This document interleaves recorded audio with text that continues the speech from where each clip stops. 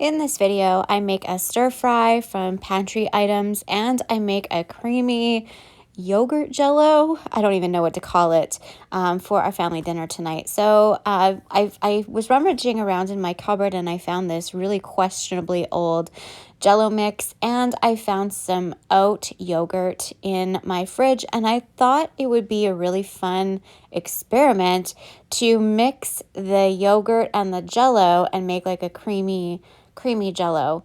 And instead of using like a cream, I thought I would use a cashew milk, an unsweetened cashew milk, to kind of make this dairy-free, and just as an experiment, because I know many of you are dairy-free that watch this, and so it was just something different. We typically don't use a lot of dairy in our house anyway, so it was a good way to use up some of the stuff that was in the fridge and cupboard. So in the pot, I wanted to boil the milk or heat up the milk so it was hot.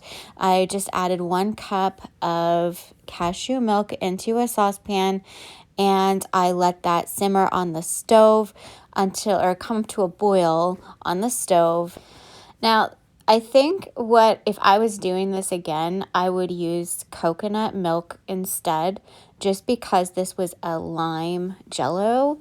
I think the flavor would have been a little bit better, just preference. So I took the hot milk and I poured it into the lime jello and just gave it a good whisk to make sure it was really dissolved. I think normally you would add boiling water here, but I just wanted to skip the water and use cashew milk instead.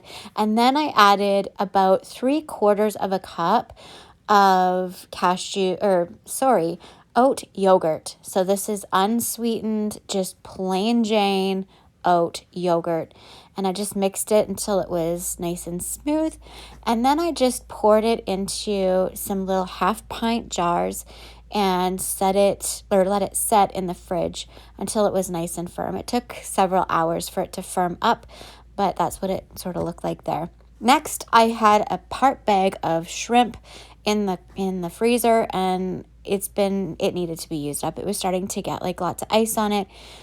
I decided to marinate it in some tamari and cornstarch, and just kind of let it sit in that marinate while it thawed and whatnot. I also added some chili pepper flakes into the marinade. I also chopped up 2 large cloves of garlic and probably a 1-inch chunk of ginger. And I just chopped it up really fine and put it into the marinade of the tamari and the cornstarch and pepper flakes. So yeah, about that size, and 2 of those garlics. Approximately. I don't know what happened. It didn't record. So yeah, I just gave it a good mix and set it to the side, and then I needed to go rummaging because I had zero thought process of what I was going to do for dinner. So I literally started looking through my pantry of some homegrown ingredients that I freeze-dried and preserved. I did find some zucchini and summer squash that I decided would be a great option to use. And then this was some banana peppers that they were sweet banana peppers, but some of them were a little bit green when I preserved them, but I thought that they would be really good in this stir fry. So I went with that. And I also found some sliced mushrooms that I had freeze-dried as well. And then I found these baby corn in my freezer from some corn that hadn't matured early enough last season. So I just blanched it and froze it. And then I also found a jar of chicken stock or chicken bone broth that I had made. So I'm reconstituting the mushrooms in this broth, and I'm also adding in the other vegetables to reconstitute in that chicken broth, that stock. I really try to get as much nutrients and minerals into my family because a lot of the times we do skip meals, and it's just I really like to make sure we get a lot of vitamins and extra nutrition anywhere we can, and using bone broth to reconstitute vegetables is a great place to start. I also chopped up a couple of fresh veggies, some carrots and celery, and I added that in to a hot pan and some oil, and just gave it a little bit of a a stir fry, and then I added in my shrimp. And I know this might be backwards for some people. My cooking in this video tonight is probably going to be very painful for some of you to watch, because I was so distracted and had zero planning for this. I did add some more broth, and then I added the rest of the vegetables that were marinating in the broth, and I just dumped it all in. It was starting to really thicken, so I did add some more broth in, and then I added in some roasted sesame seed oil and some more Worcestershire sauce. I didn't have any of the stir fry sauce. I cannot pronounce it, but I felt like it needed a little bit more of a fish sauce flavor, and the best I could do was the Worcestershire. I also added a couple tablespoons of homemade brown sugar.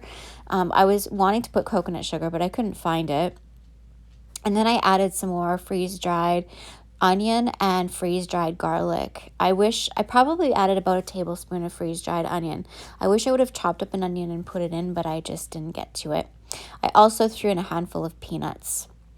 I liked it, and actually Tyson ate it, and he's really fussy. And you would never know that the most of the vegetables were freeze-dried. It's hot. Easy. Okay, it's my biggest of the day at 24 and a quarter. 24 and a quarter. You like it? Mm-hmm. How many Chaz stars do you give it out of 10? Like 10. 10? Mm-hmm. Out of 10 again? Mm-hmm. Whew. Sweet. Okay, the mystery dessert. Mm-hmm. You accept the challenge? I guess so. This is GLX, walleye GLX. So you can find like E6X, which would probably be Tastes good.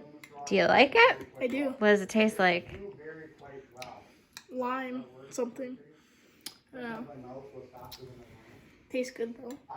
So how many Chaz stars? Like another 10. A 10? Mm-hmm. Holy man. And I'm gonna put Cool. a little bit cheaper on E6X as well. When I first started making this dessert, I was really questioning my decision-making process when it comes to pantry cooking, but I will tell you, this was really a disgustingly delicious dessert that Chaz absolutely loved, and I would recommend making it for your kid. They would love you for it.